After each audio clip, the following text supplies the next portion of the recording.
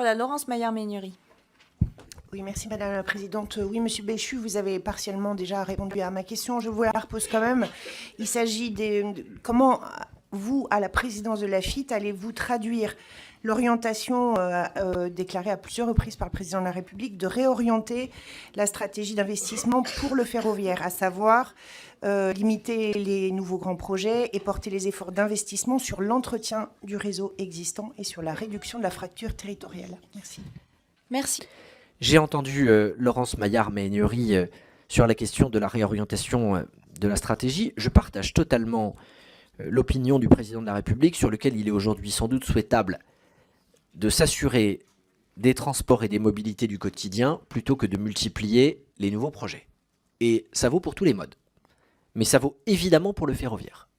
Et dans le contexte dans lequel nous sommes, la seule chose, c'est de bien mesurer que l'agence a pris des engagements sur des LGV qui sont en cours ou qu'elle a des échéances. Donc on ne peut pas réorienter des échéances ou des traites qui correspondent à des engagements. Je précise d'ailleurs qu'à la minute où je vous parle, nous avons encore 221 millions d'euros de dettes vis-à-vis de SNCF Réseau et donc 37 millions d'euros de pénalités qui vont être à verser par l'agence pour le fait de ne pas avoir honoré à temps des restes à payer.